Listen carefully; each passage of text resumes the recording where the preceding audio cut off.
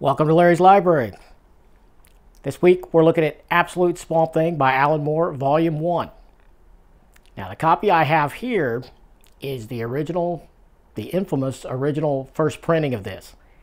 And it, well, it had some problems. It had some very well-known binding issues that were, what I understand, were addressed with the second printing that is out now. So if you get one now, or if you got one anytime recent, you probably got a better copy than I did. I mean, don't get me wrong, it's fabulous looking, but the binding did leave a little bit to be desired. Some of the sections separated from the backing paper, not from the threads, but from the little piece of paper on the back. Now, I have attempted to repair it with some binding glue. I actually had to do it, well, I've done it twice. As the time I'm shooting this, I'm not finished yet. I have done it twice, a little bit at the one end and a little bit at the other end. And I think I'm going to have to do it a third time before I can cover all the areas that were separated. So, I mean, I was able to read it, no problem. I'm just a little concerned with the life of the book. That's why I made the repair attempt.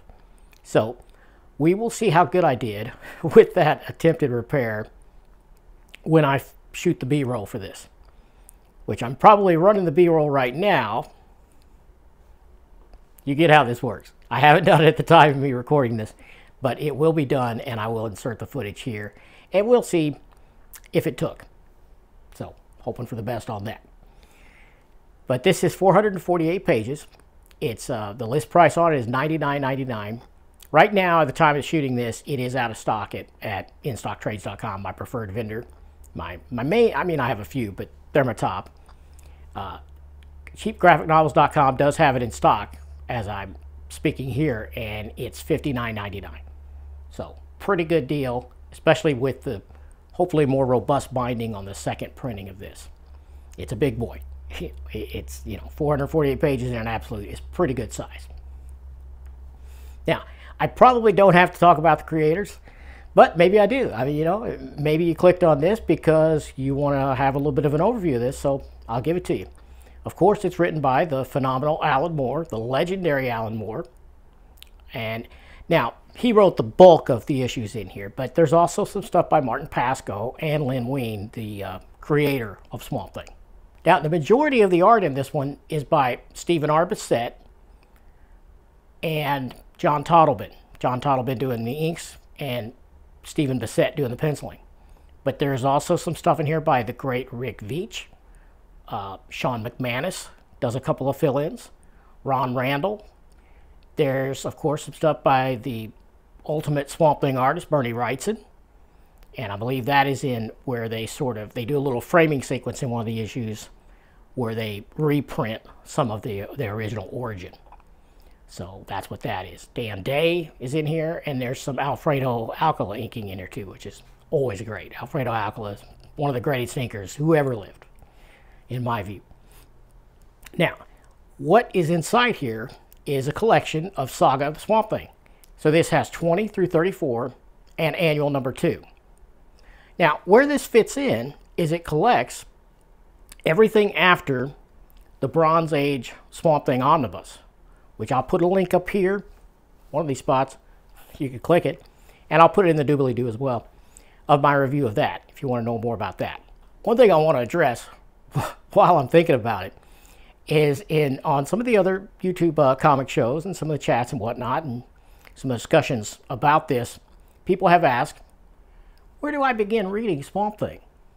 And I was in the chat on a few of these and I'm like, well, you need to start at the beginning. The Bronze Age Swamp Thing. Start with issue 1. I mean, even if the omnibus is out of print or unavailable at this time, it is reprinted in various formats, I'm sure digitally as well, but you can get various trades and things. There's a way to read it, and you should start there. And I got poo-pooed on that, and people said, oh, no, you could start with Alan Moore. Just start with Alan Moore. It's the best stuff anyway. Start with Alan Moore. No, that is just an absurdly terrible idea. And how I know that is I finished reading this Absolute, and I'm telling you, the blow-you-away reveal, retcon if you will, but retcon in the most wonderful way, of Swamp Thing's origin little bit of a twist, a major twist. If you've read this, you know what I'm talking about. Where Alan Moore does a little retcon to, a major retcon to the Swamp Thing's origin. Masterfully done. It's wonderful. And that happens in issue 20, his first issue on this. But here's the thing. If you haven't read the previous 19 issues of Swamp Thing, this reveal loses its impact. I mean, it's still interesting, don't get me wrong. If you started with Alan Moore and you skipped the others, okay, fine. But man, this has so much power, this reveal. It will slap you in the face and knock you over in the best possible way if you have already become accustomed to the Swamp Thing as introduced by Len Wein and Bernie Wrightson and Nestor Redondo. But if you skip all that and go straight to Alan Moore, you're going to think, oh, okay, that's cool. But you're not going to get blown away. You're not going to understand the mind-blowing change this is. So don't follow that advice that those people were saying, because they're wrong. Read those 19 issues. I mean, even if you prefer Alan Moore's writing style, which you may well prefer that because he's awesome, but you're going to miss out on those stories and that origin and the blow-you-away twist here right at the beginning of this book if you don't have that background.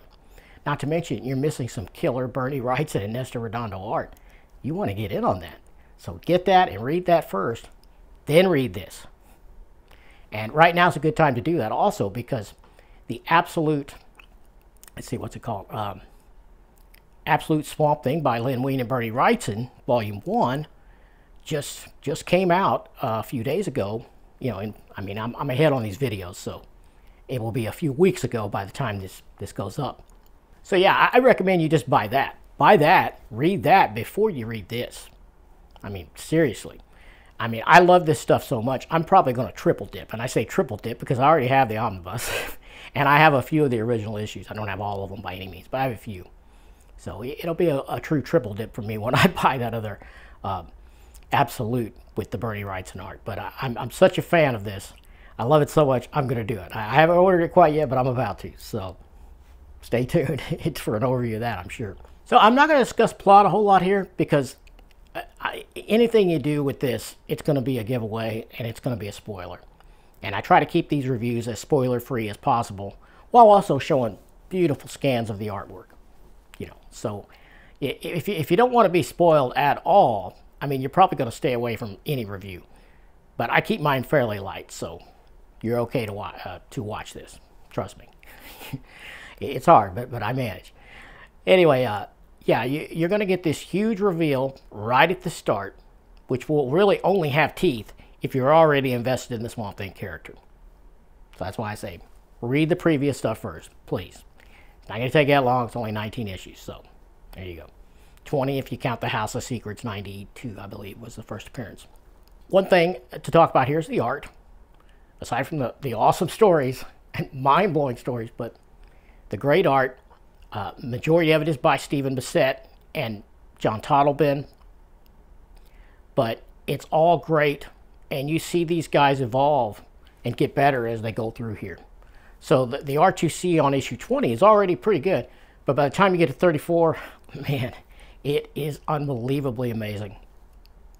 Now, there are some interviews, and well, not an interview per se, but there's some supplementary material in the back here by Stephen Bissette, where he talks about the process and the scripts from Alan Moore, which is fascinating. Talks about how he works with John Tottleben and how they work together.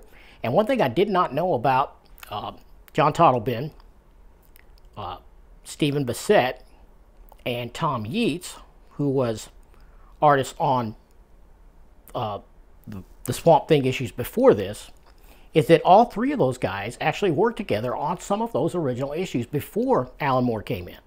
Did not know that because they were uncredited. But they did help with some layouts and some inks for Tom Yeats. And that's interesting, and it's a really awesome connective DNA tissue throughout the thing. Pretty cool. And another thing I didn't know about these three guys is all three of them went to the Joe Kubert School of Art, School of Comic Art, at the same time. And that's, I think, where most of them met and how they got together. And I just, man, I did not know any of that. So it's a really fascinating read at the back of this once you're done with the comics themselves. So be sure to read that. It's pretty cool. I mean, and here you see, and they have some character sketches there too, and you see how Swamp Thing has evolved, the look of Swamp Thing. From Bernie Wrightson and Nestor Redondo had this sort of smooth, more or less smooth green skin creature, into the more craggy, more plant-like roots and vines and things hanging off of him. More of a hulking creature that we know of him as today, and that's the modern depiction of Swamp Thing. Started right here with these guys. So yeah, I can't recommend enough. It's awesome. Get it, love it. Hopefully yours will have more robust binding than mine. I'm confident it probably will. I've heard that they did a lot of corrections there on the subsequent reissues. So there's that. This thing starts with that big reveal, like I said, which I'm not going to spoil it here. And it ends with a pretty awesome reveal too, which I won't spoil.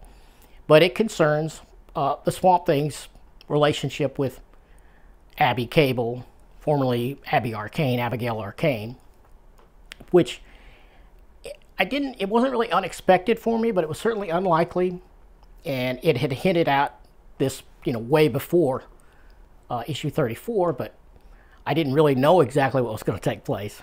And man, it is trippy. Trippy is a good word for it. If you've read it, you know what I'm talking about. Trying to say it without saying it, but man, it is some fantastic stuff. Some very, very awesome art. You got to flip the book sideways to see it, which normally that just pisses me off and really is irritating to the extreme for me when I'm reading a book and I have to flip it like this.